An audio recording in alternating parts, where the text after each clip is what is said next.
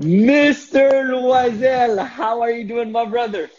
Fantastique, my friend Chris. Content d'être avec toi aujourd'hui. Christopher Dedeyan, vendredi extraordinaire. Hey, le printemps s'en vient, là. Yo, tell me about it. Bro, just FYI, this is an English conversation, or you're gonna have to bring out your English. No problem. I'll bring it.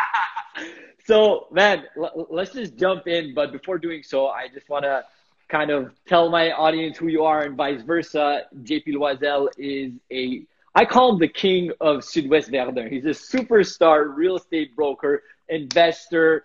He started his own team, and there's so many things we're going to be able to talk about, and just an awesome individual, a very close friend of mine. So that's JP Loiselle, and for JP's community that maybe doesn't know me, my name is Christopher Dedeyan. I am a professional speaker and a peak performance business and life coach. So my brother, let's jump into it. Tell me, how are you doing? How's everything with the business? Where are you at with everything? How's everything going with that? Well, everything's going well, Chris. And with time that goes on, with more I have a deeper understanding of the business right now and on the real estate side as well. So how to see like what's coming in front and how to understand and read like the stats that are coming in right now and what's the changes coming in. So basically it's going pretty fantastic actually. Getting our by far our best year ever. And I think I think I'm gonna beat my best year from last year. I think I'm gonna beat it by beginning or end of June. What? So you're talking about, wait, so end of June. So that means halfway in the year, you're going to beat what you did completely the year previous? So you're at Absolutely. double right now? That's crazy. Now, okay, let's talk about a couple of things, bro, because for the people that are in the greater region of Montreal, the market in Montreal has been blowing up. And I'm pretty sure a bit worldwide, first of all, the pandemic played a role. But even before the pandemic, there was a huge increase when it came to sales and the sale prices as well. Talk to me a bit about that. Explain to the people, because you're in it, you know what it is. How come there's such a big peak in housing prices and so on and so forth, and how to deal with that essentially? Well, Chris, there's a lot of points that you just ask in just one question. I think it's five questions at the same time. The market is pretty crazy right now for a different reason. First of all, we have to understand not all market are the same. Like Montreal market, closer to downtown, it's a specific market. If you go further, it's a different market. If you go to Laval or South Shore, it's a different market. Let's just make like quick information for people that are listening right now.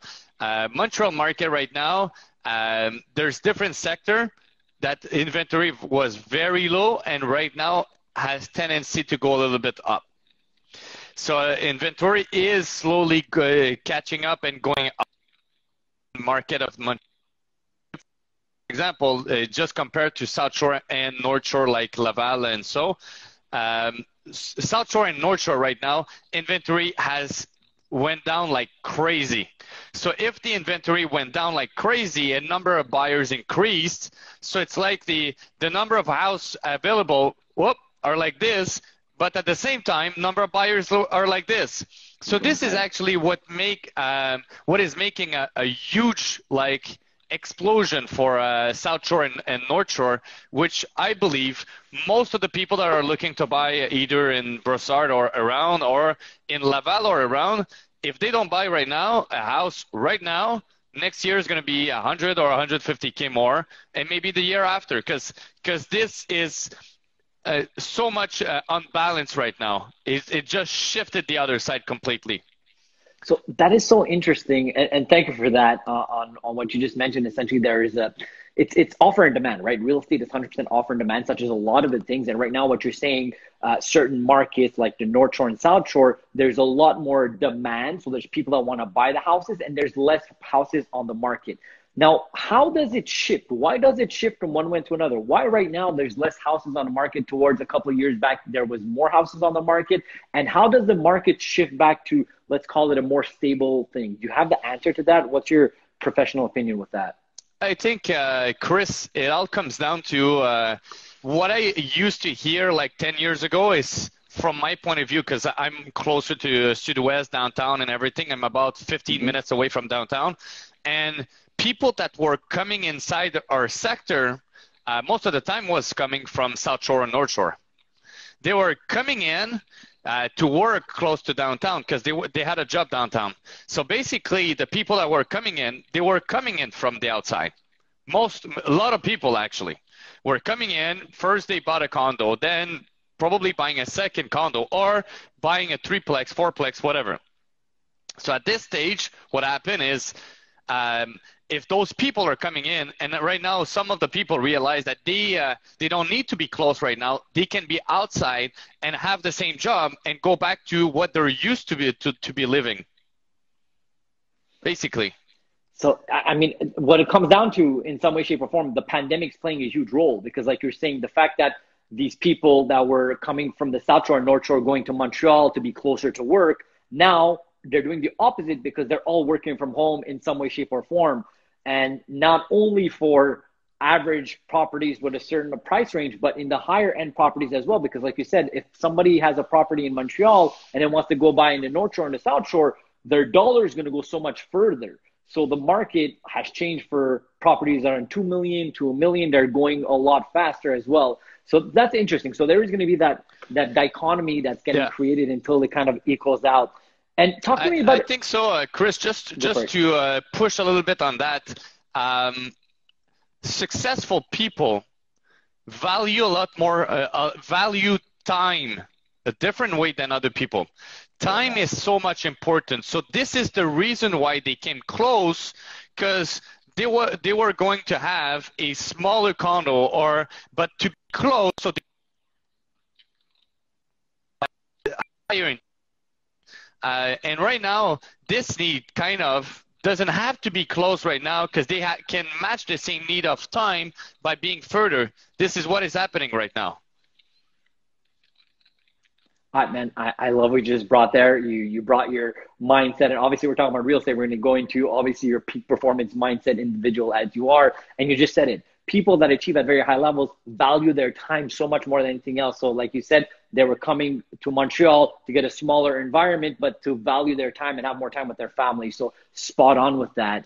And JP, tell me, is it still time to invest? Not like only buy to live in it, but what's up with the investment side of things in the greater region of Montreal? Is there still opportunities or it's pretty high? What would you suggest somebody's like, hey, I want to start investing and really diving into that market? Well, it depends on what people are looking for. I think from an investor point of view, I started investing in real estate about 5 to 7 years ago and invested every single year since then. And it's a different shift and it's a different way of seeing things. Like I used to buy a sixplex for $700,000-800,000. Right now, the sixplex are worth 1.3 to 1.5 million. So it's a different way of seeing things. I used to buy things and optimize the value of those buildings. Is it really the time to optimize and maximize? I'm not sure for that. What I'm sure though is I think it has never been a better time than right now to buy in Montreal and to buy prime spot location in Montreal. I had one time someone that told me there's a lot of things that you can decide to invest in different region, different things, but prime location will be prime location. It might change at a certain point, but if you buy the right size building, you keep it forever. If you buy like little stuff, yes, it might be just a shift to the next stage. But if you buy big enough, then those buildings, you're going to keep it for longer terms, and you're going to never sell. So I think it has never been a better time to invest in Montreal right now. So I love what you just mentioned because you kind of mentioned a couple of strategies. What I understood is it's always time to invest. It's just that your strategy is going to be a bit different of how you're going to deal with it or what you're going to invest on. Sometimes, like you said before, you used to buy it and optimize it and maybe sell it or hold on to it. Now maybe it's just buying it and holding it. Maybe it's going towards bigger properties instead of smaller ones. So what I understand underlying situation here is if you guys want to invest, whatever happens with the market, always invest. And then the strategy is what's changing with the market, not the investment side. So thank you for bringing that up. And JP, at the same time, I wanted to really ask you because I know I have a huge entrepreneurial background community on my channel and whatnot. And you are straight up an entrepreneur. Like you said, you do real estate investment, you're a broker, but not only that, you have a team under you. If I'm not mistaken, of like 8 to 10 people within Équipe Loiselle, from your father being a notary, your sister being a lawyer, from your other brokers, from your secretaries and all that. What is the best thing you could say to somebody that's starting up a team, not only in brokerage, but in general as an entrepreneur? What advice can you give them, like how to be a good boss, how to encourage your employees? Once again, I gave you a lot of questions there, but it kind of comes down to the one thing, which is what would you say to somebody that's starting a team, how to be a better leader? Because you've been doing it for a long time now, and you've been very successful at it. So what would you say to that? I've made good things with people around me, and probably bad things and bad decisions. So I think I learned a lot with the people I hire. They say hire slow, fire fast. And I didn't understand that until I understand that. What I mean by that is sometimes there's a certain amount of people that will be listening to that, and they're going to say, well, I want to hire someone, and when the person is coming in, they babysit that person. They absolutely babysit, and they full heart into it. Yes, but I put full heart into it. This person's going to be successful. This person's going to help me. This. And then 1, 2, 3, 4, 5 months after, this person is out. This person is going looking for something else. So make sure that you're not doing it completely so that you don't get discouraged. I think this person needs to show like they are independent. They can do things. Doesn't mean you cannot put a structure into place. But if you babysit the person and you're just to like you in front and you say you look do it. No, look. You make a plan. You explain what's the plan, and then you follow up on the plan. But if you're just beside and looking at the person, you're not going to get what you're looking for. And after that, you're not going to be beside. So what's going to happen? So building a team is building the right people around you. Like I have my father notary, my sister's a lawyer, and the people around me as well. So make sure that you have the right people around you to get to the level you want to be. Because the more value there is around, the better branding you have, and the better credibility you can bring on the table. No matter what you're doing, if you're if you're making a real estate team or any kind of business, you need the branding to be up, and the more competence there is around you. Because I think in 2021, it's not just like, yes, I'm a lawyer. Yes, I'm a realtor. Yes, I don't think I'm a realtor. I'm JP, and JP is 1, 2, 3. And yes, he is a realtor. So make sure that you use that in your business as well. Man, you dropped some solid knowledge there. I hope the people got that, and I'm going to do my best job to highlight it. The first thing and foremost that you mentioned, hire slow, fire fast, which is something that I live by. And you know what? It's something that I struggle with at certain points. And here's why. And here's why people usually struggle with it. Because there's your ego that comes into place. Like you mentioned, imagine you hire somebody and you're like, you know what? No, let me give him a chance and all that stuff. The reason why potentially you don't want to fire him if you see that he's not the good fit or they're not the good fit is because you're the one that hired them. So it's actually going against your ego of like, hey, I took a bad decision. But in fact, keeping this person within the organization, that doesn't make sense. It's not only bad for your organization, but it's bad for the person. Like you said, this person is not happy. So you have to let him go and go towards something that's going to make them more happy in their field and their reality. That's one thing. Another thing you just mentioned at the end, have a great team around you. And not only have a great team around you, but be very knowledgeable and aware of who you are. You're not a broker. You are JP Loiselle, that is a broker, that is a son, that is a boss, that is an investor. And these are titles here and there, but the reality of the matter is you are who you are. And it's not this title that makes you, it's you in itself that is like just centered with you as a being. Because there's a lot of people that get attached to titles, to positions, and so on and so forth. But that's like vanity stuff. So I love that you brought that up. And once again, I mentioned in the beginning that you're somebody, JP, that works a lot on your personal development. And in fact, that's actually where me and JP met now 6, 7 years ago in this personal development world. And then we just clicked. And what do you do to stay at this high level of this mindset, of this work ethic, and just this success? Because since I've known you from like 7 years ago, all I've been seeing, and touch on wood, and I'm so proud of you, is just success on top of success on top of success. It's more and more and more, but at the same time, that's not all you are. You have a beautiful girlfriend, you have a beautiful family, this, that, and the other. I mean, you're not just that person. You do so many things and you're successful in so many ways. So what would be the way to answer that? How do you continually just compound success over success? I think it all comes down, Chris, to how you do anything is how you'll do everything. I think if you treat that and you're always like moving forward, I think my head is not in the past. If your head is in the past, you have a problem. If your head is in the past, you won't move forward. When you look, and it happens to me as well, okay? Sometimes I have certain moments in my life that I look in the past, say, hey, it was great. It was great. But I catch myself in this zone because sometimes I am in this zone, and I'm sure some people that are listening are sometimes in this zone, which is the time that you're looking in the past. Either you're feeling proud or you're feeling discouraged or you're feeling bad or whatever. You're feeling something about the past. But if you capture yourself, just take yourself out and say, you know what? Life is not in the past. If something happened in the past that is great, then say, yes, it was great. It was phenomenal. Now next, what am I going to do today and tomorrow and in the near future? Because yes, I plan for the long-term future, but I actually live in what I call the future present. Because the present is right now, but can you really touch the present? Like, can you touch it? I don't think we can. Yes, there's people meditating and doing a lot of things about being like present in what's going around you.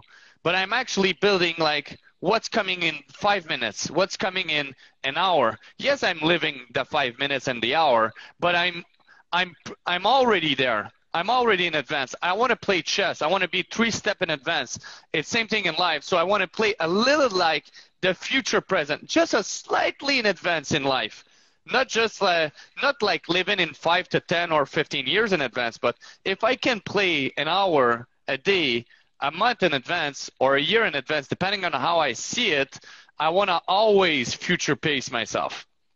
So that was amazing. First and foremost, essentially a couple of things once again to highlight over there is the fact that you take moments to look at your past successes or your failures and learn from them, but you don't live there. You understand that that is in the past. If you stay on your laurels, you're not going to succeed in the present and in the future. So that's essentially one thing. And then you mentioned as well, not only you look in the future towards X amount of years, 5 years, 10 years, whatever, but you look in the short to medium future and you always live there. Now, you did mention a couple of timelines.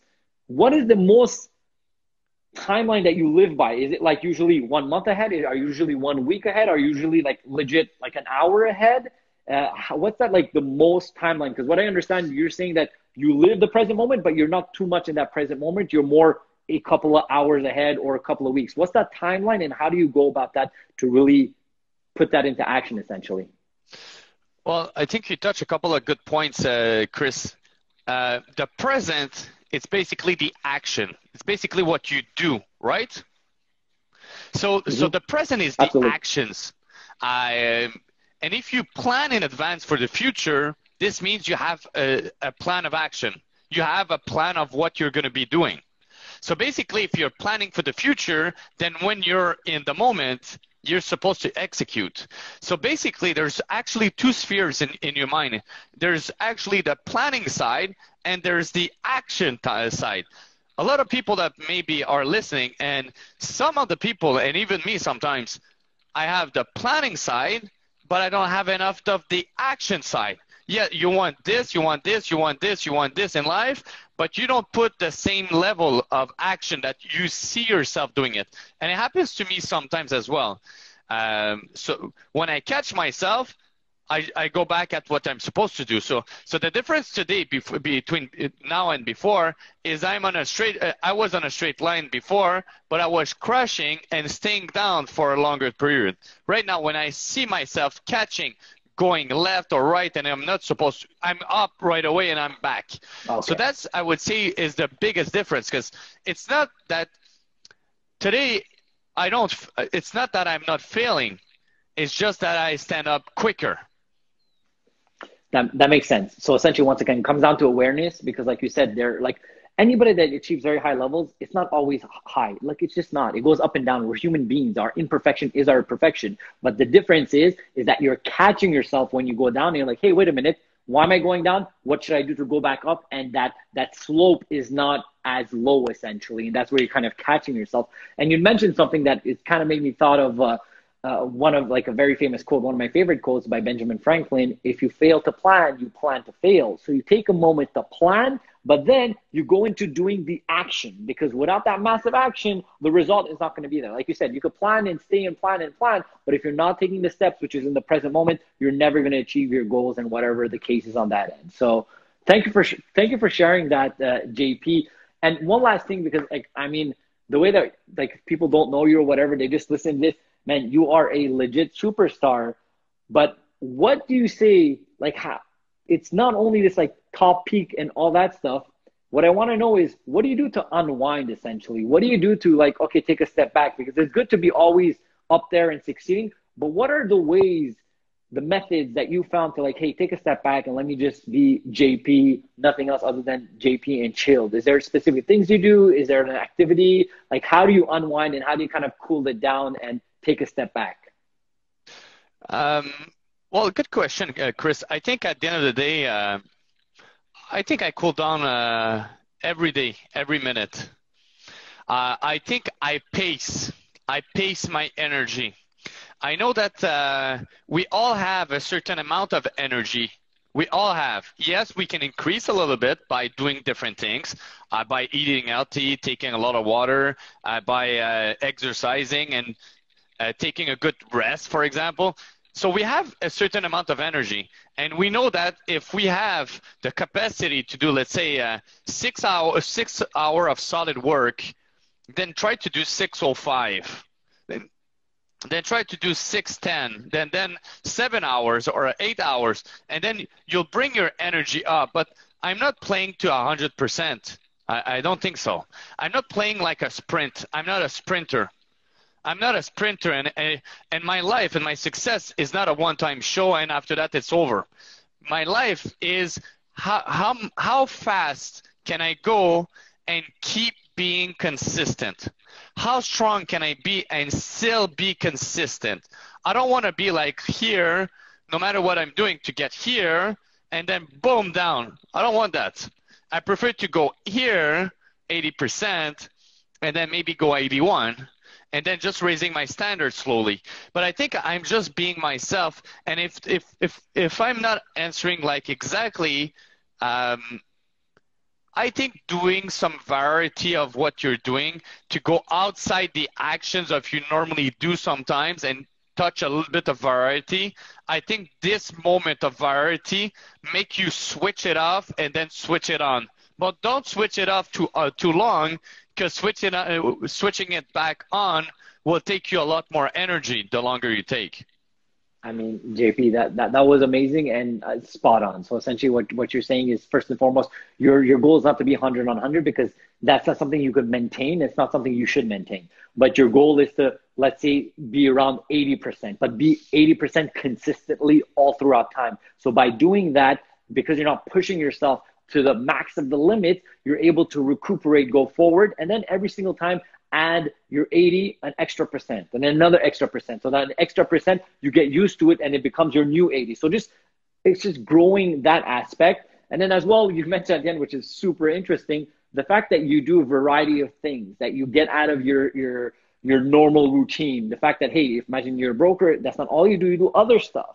And actually, that's actually, brain science proves that when you stop doing something that it's in your work or whatever, it diminishes the cognitive pressure. And if you're doing something that doesn't demand the cognitive pressure, such as working out, reading a book, going for walks, whatever the case is, your subconscious mind helps you to find answers that you were looking for previously. So that's a great balance, JP. Thank you for sharing that.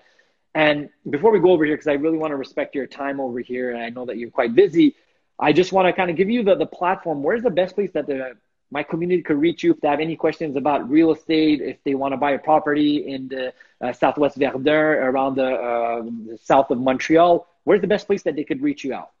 Instagram and Facebook, I would say, but basically if they write me,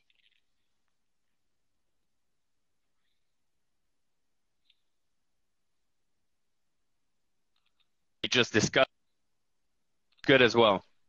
Okay, I think it just broke off a bit, but I think you said the best place to contact you is Instagram or Facebook, and you or your team will contact the person, right? Yeah. Spot on. So my brother, keep on doing you. Congratulations, all your success. Already projected to have a phenomenal year, your best year. And if there's anything I could do to support you, JP, you know I'm here. I'm a fan, brother. And yeah, man, keep up the phenomenal work. Thank you, Chris. It was a pleasure. Oh no, you froze again. All right, have a good one, bro. All right, ciao, Bye. ciao.